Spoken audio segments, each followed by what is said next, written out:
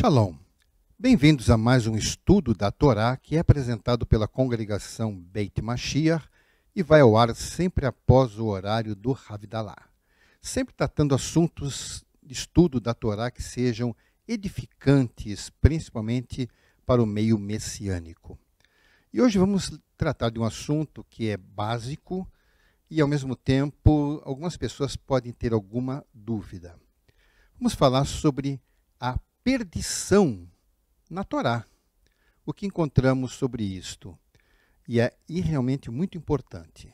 A questão da desobediência à vontade do Eterno, ela afeta toda a humanidade desde o princípio.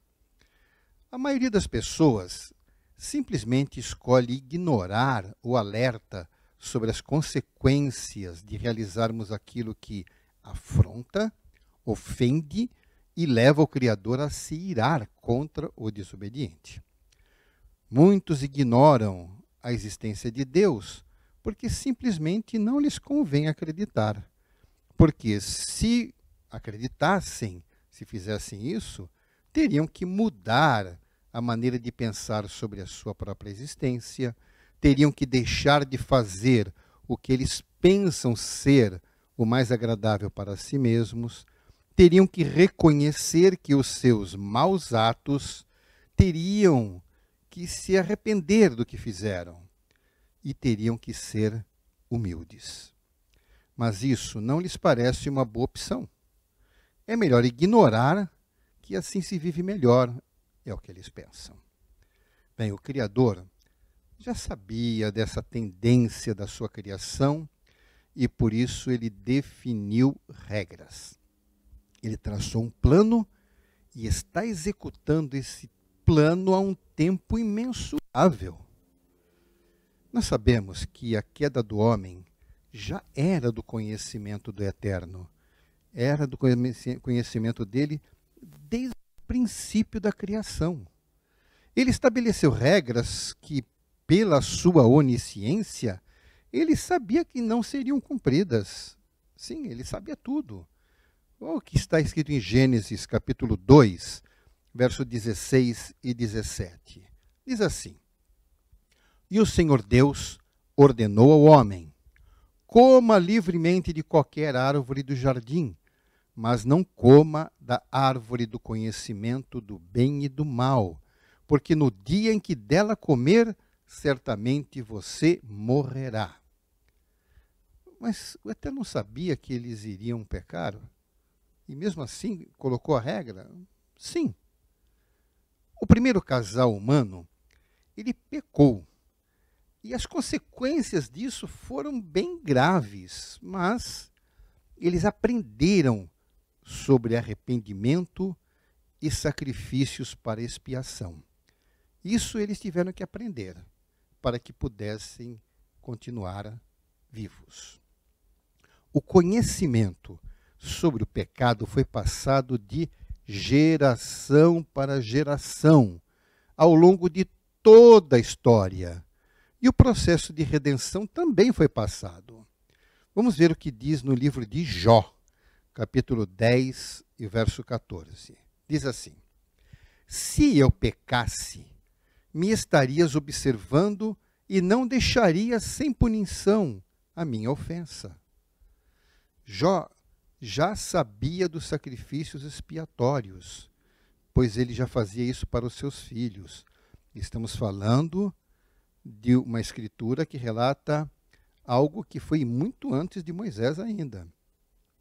Vamos ver o que diz também no livro de Jó, no capítulo 1, versos 4 e 5. Diz assim: Seus filhos costumavam dar banquetes em casa, um de cada vez, e convidavam suas 3 irmãs para comerem e beberem com eles. Terminado um período de banquetes, Jó mandava chamá-los e fazia com que se purificassem. De madrugada, ele oferecia um holocausto em favor de cada um deles, pois ele pensava: talvez os meus filhos tenham lá no íntimo pecado e amaldiçoado a Deus. Essa era a prática constante de Jó.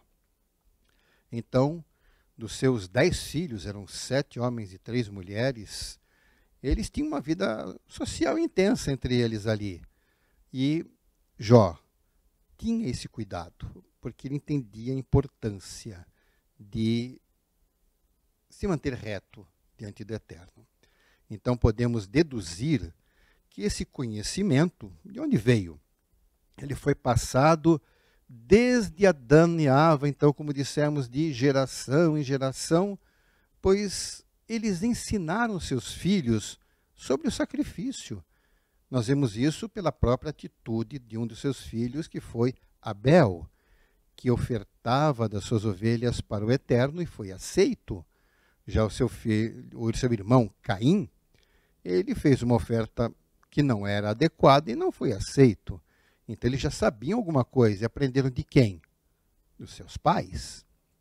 Desde o princípio, a orientação do Eterno tem sido sobre o restabelecimento da santidade do ser humano. E para isso ele nos deu a sua palavra. O Salmo 119, verso 11, Davi realmente já deixa bem claro isto. Guardei no coração a tua palavra para não pecar contra ti. Não há outra maneira de evitarmos o mal, a não ser pelo conhecimento do que é o mal. E só podemos saber estas coisas através da revelação divina. Não tem como saber o que é o mal, o que é o errado, se não formos instruídos pelo próprio Eterno. Para isso temos a Torá. Cada vez mais, o Eterno deixou claro quanto é grave o pecado. Lá no livro de Êxodo, capítulo 32, verso 33, diz assim: Respondeu o Senhor a Moisés: Riscarei do meu livro todo aquele que pecar contra mim. Também ficamos sabendo que o pecado é, então, de responsabilidade individual e não coletiva. Cada um responderá diante do Eterno e individualmente poderá ter o seu nome escrito ou apagado do livro da vida. Também nós podemos encontrar nos profetas instruções desse tipo. Em Ezequiel, capítulo 18, verso 20, diz assim: Aquele que pecar é que morrerá. O filho não levará a culpa do pai, nem o pai levará a culpa do filho. A justiça do justo lhe será acreditada e a impiedade do ímpio lhe será cobrada. Não há como negar. Nossos atos serão medidos. Qualquer que seja a transgressão, a importância é tão grande diante de Deus que é exigido um sacrifício de sangue para que a vida seja concedida ao homem. Em Levítico, capítulo 5, versos 5 e 6, diz desta maneira: Quando alguém for culpado de qualquer destas coisas, confessará em que pecou e, pelo pecado que cometeu, trará ao Senhor uma ovelha ou uma cabra do rebanho como oferta de reparação, e em favor dele o sacerdote fará propiciação pelo pecado. Fica evidente que é necessário que a pessoa saiba que cometeu uma transgressão e se arrependa. Se não houver arrependimento, é inútil.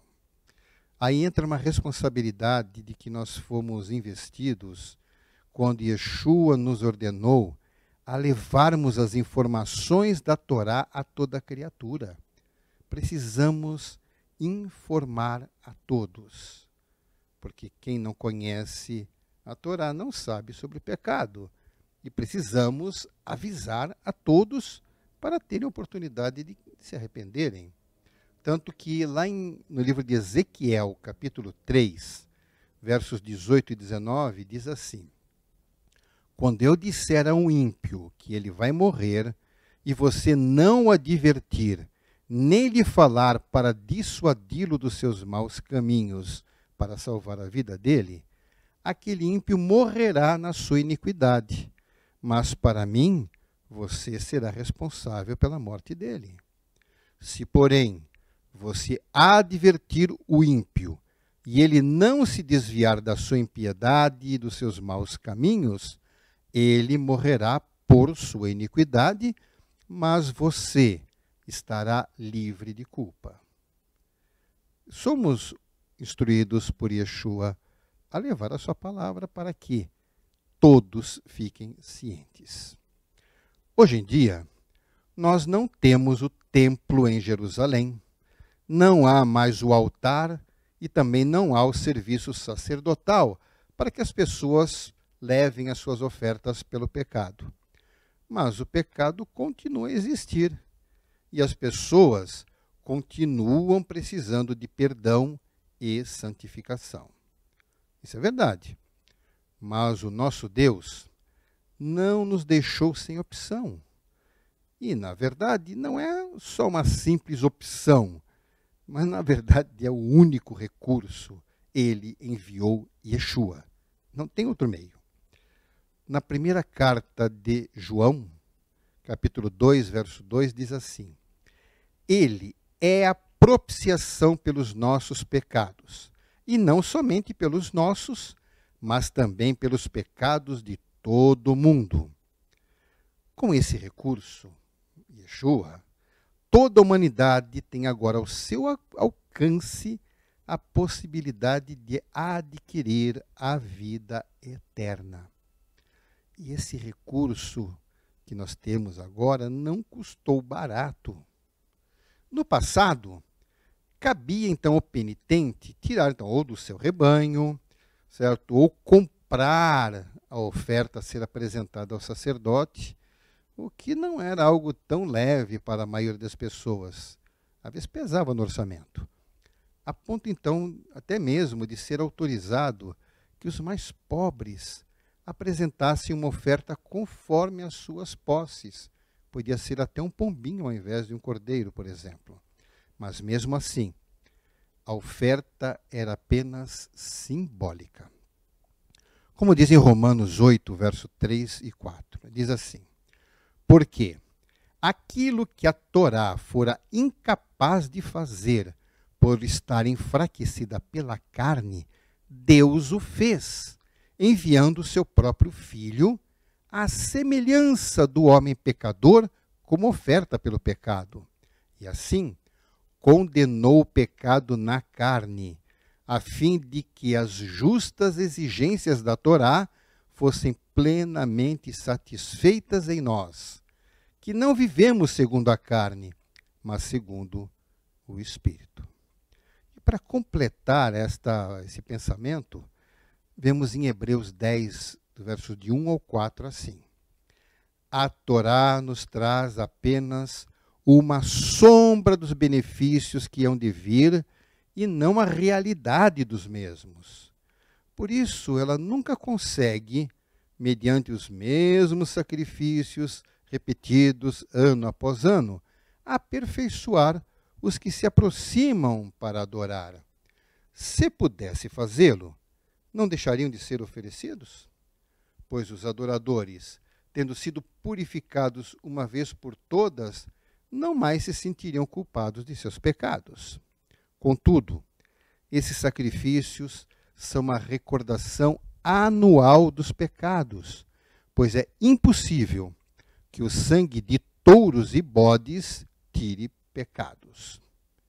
Então, essas afirmações, contudo, não significam que tudo o que foi feito anteriormente tenha sido tudo em vão, pois tudo que é feito em obediência ao Eterno, com confiança, tem valor.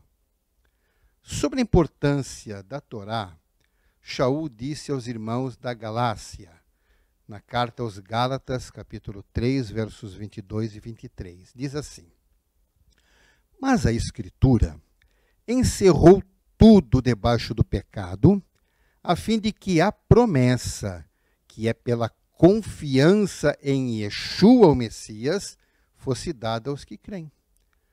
Antes que viesse esta confiança, estávamos sob a custódia da Torá, nela encerrados, até que a confiança que haveria de vir fosse revelada. A Torá, ela orientou o povo de Israel e também os eventuais prosélitos, aqueles que se converteram à religião judaica, sobre a necessidade da justificação. Então, as ofertas eram feitas antecipando o sacrifício do Messias futuramente, sendo validadas se feitas com confiança, com fé. O autor da carta aos messiânicos, ele completa, então, em Hebreus 10, do verso 5 ao 10, que diz assim: Por isso, quando o Messias veio ao mundo, lhe disse: Sacrifício e oferta não quiseste, mas um corpo me preparaste. De holocaustos e ofertas pelo pecado não te agradaste. Então eu disse: Aqui estou. No livro está escrito a meu respeito: Vim para fazer a tua vontade, ó Deus. Primeiro ele disse: Sacrifícios e ofertas, holocaustos e ofertas pelo pecado não quiseste, nem deles te agradaste, os quais eram feitos conforme a Torá. Então acrescentou: Aqui estou, vim para fazer a tua vontade. Ele cancela o primeiro para estabelecer o segundo. Pelo cumprimento desta vontade, fomos santificados, por meio do sacrifício do corpo de Yeshua, o Messias, oferecido uma vez por todas. O Messias, como parte integrante do Eterno, pré-existente na eternidade, não tinha um corpo material, não tinha carne e nem sangue, e por isso não poderia ser sacrificado e nem ter o sangue derramado como oferta. Seria necessário que ele viesse ao mundo como ser humano para ter os requisitos necessários para ser ofertado como corbã. Assim, o preço pago pelas nossas transgressões custaram ainda mais caro do que custaria no passado, pois nem podemos avaliar o preço do sangue do Messias, mas o Eterno pagou o preço para nós. Sem a vinda do Messias, as pessoas da primeira aliança estariam perdidas. Mesmo que tivessem feito todo o ritual ordenado por Moshe, pois Isaías já recebera o esclarecimento de que o sacrifício messiânico validaria todo o sangue derramado no altar pelos que confiavam no Eterno.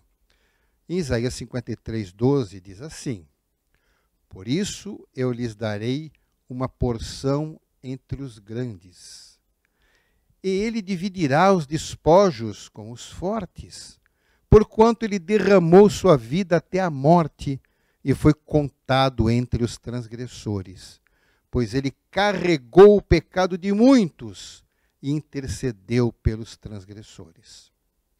O sacrifício do Messias validou o perdão dos pecados dos antepassados fiéis e garantiu o perdão dos pecados, o perdão então desses fiéis no futuro.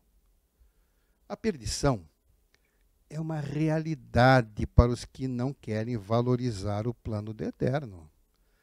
Na carta aos Hebreus, capítulo 10, verso 29, diz assim: Quão mais severo castigo, julgam vocês, merece aquele que pisou aos pés o Filho de Deus, que profanou o sangue da aliança pelo qual ele foi santificado e insultou o Espírito da graça?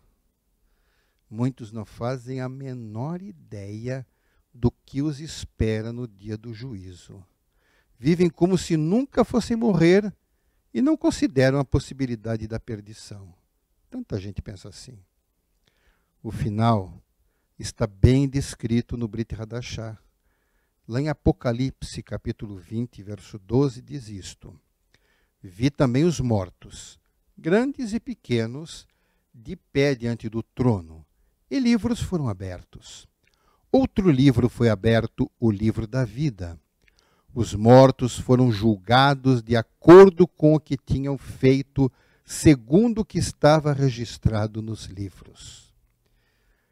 Ignorar a perdição não a elimina. Não crer nela também não a fará deixar de existir. Triste é a realidade revelada quando o ímpio morre para este mundo, mas logo a seguir se vê diante da verdade do que o Eterno definiu para o homem. Muitas vezes eu fico pensando assim, a pessoa não creu, viveu do jeito que quis, achando que não aconteceria nada. Quando morre, imediatamente ele deixa de ter a consciência deste mundo e passa a ter consciência da existência posterior e vai descobrir a verdade que ele sempre quis negar. É uma coisa que é terrível, terrível, terrível.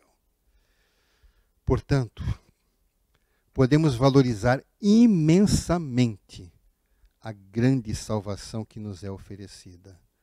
Sejamos devidamente gratos ao nosso Criador. O que diz lá em Hebreus 2, verso 1 ao 3.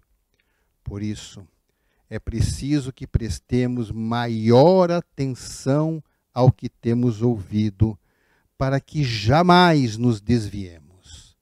Porque se a mensagem transmitida por anjos provou a sua firmeza, e toda transgressão e desobediência recebeu a devida punição, como escaparemos nós se negligenciarmos tão grande salvação? Esta salvação, primeiramente anunciada pelo Senhor, foi-nos confirmada pelos que a ouviram. Irmãos, permaneçamos no amor de Deus e não precisaremos nos preocupar com qualquer possibilidade de perdão. Estamos seguros em Yeshua. Portanto, que o Eterno possa abençoar a todos. Em nome de Yeshua HaMashiach. Amém. Ve amém.